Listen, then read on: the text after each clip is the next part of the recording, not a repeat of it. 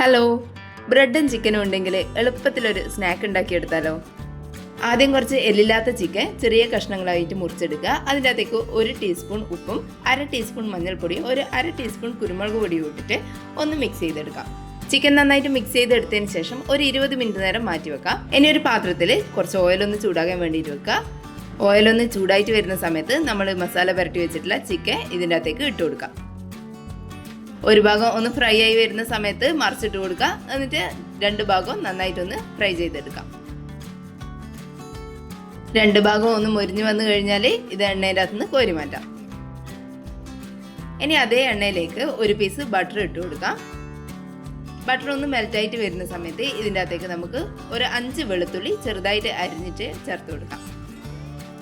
വെളുത്തുള്ളിൻ്റെ കളറിൽ ഒന്ന് മാറി ഒരു ഗോൾഡൻ കളർ ആകുന്നവരെ ഇതുപോലെ ഒന്ന് വഴറ്റിയെടുക്കാം.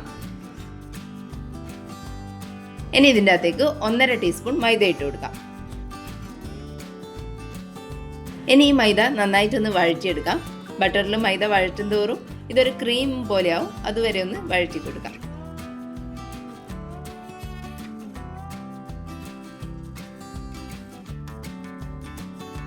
മൈദ നന്നായിട്ട് വഴന്നു വന്നു കഴിഞ്ഞാൽ ഇതിൻ്റെ അകത്തേക്ക് 1/2 കപ്പ് പാലൊഴിച്ചു കൊടുക്കാം.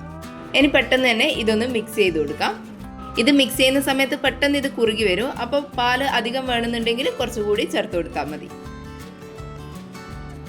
ഈ ഒരു കൺസിസ്റ്റൻസിയിൽ വേണം ഇത് കുറുക്കിയെടുക്കാൻ വേണ്ടിയിട്ട്. തിളപ്പിക്കും തോറും ഇത് ഇനിയും കുറുകി വരും. അപ്പോൾ ലോ ഫ്ലെയിമിൽ വെച്ചിട്ട് വേണം ഇത് ചെയ്തെടുക്കാൻ വേണ്ടിയിട്ട്.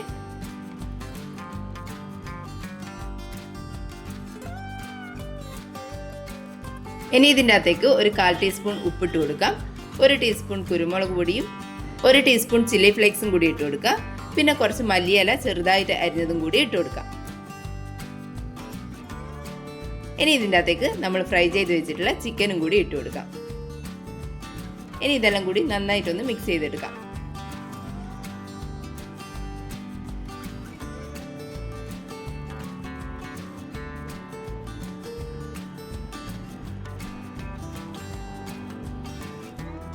ഇനി ഇതിൻ്റെ അകത്തേക്ക് ഒരു 2 സ്ലൈസ് ചീസും കൂടി ഇട്ട് കൊടുക്കാം. എന്നിട്ട് ഫ്ലെയിം ഓഫ് ചെയ്ത് കൊടുക്കാം. ഇനി നമുക്ക് കുറച്ച് ബ്രെഡ് ഒന്ന് സ്റ്റീം ചെയ്തെടുക്കാം. ഒരു 5 മിനിറ്റെല്ലാം സ്റ്റീം ചെയ്തെടുത്താൽ മതിയാവും. ബ്രെഡ് കുറച്ച് സോഫ്റ്റ് ആയിട്ട് കിട്ടാൻ വേണ്ടിയിട്ടാണ് ഇങ്ങനെ ചെയ്യുന്നത്. ഇനി ഈ ബ്രെഡ് അരികല്ലൊന്ന് കട്ട് ചെയ്തെടുക്കാം. ഇനി ഇത് ചെറുതായിട്ടൊന്ന് പരത്തിയെടുക്കാം. ബ്രെഡ് സ്റ്റീം ചെയ്തെടുത്തതുകൊണ്ട് പെട്ടെന്ന് ഇതുപോലെ പരത്തിയെടുക്കാൻ പറ്റും, അല്ലെങ്കിൽ പൊടിഞ്ഞു പോകാൻ സാധ്യതയുണ്ട്.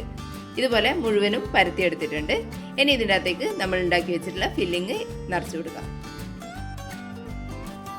ഇനി ഇതൊന്ന് മടക്കിയെടുക്കാം. ഇതുപോലെ ബാക്കിയുള്ള ബ്രെഡും കൂടി ചെയ്തെടുക്കാം.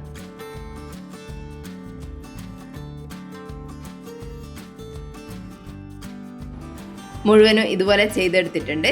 ഇനി ഒരു പാത്രത്തിൽ കുറച്ച് ഓയിലൊന്ന് ബ്രഷ് ചെയ്ത് കൊടുക്കാം. എണ്ണ കൂടുതലൊന്നും വേണ്ട, ചെറുതായിട്ടൊന്ന് ബ്രഷ് ചെയ്ത് കൊടുത്താൽ മതി. ഇനി ഇതിൻ്റെ അകത്തേക്ക് നമ്മൾ ചെയ്ത് വെച്ചിട്ടുള്ള ബ്രെഡ് ഓരോന്നോരോന്നായിട്ട് വെച്ച് കൊടുക്കാം.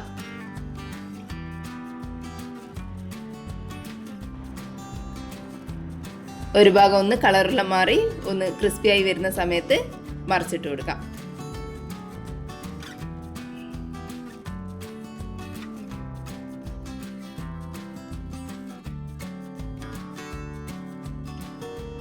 രണ്ട് ഭാഗവും ഒന്ന് മുരിഞ്ഞു വന്നു കഴിഞ്ഞാൽ ഇത് പാനിൻ്റെ അകത്തുനിന്ന് കോരി മാറ്റാം.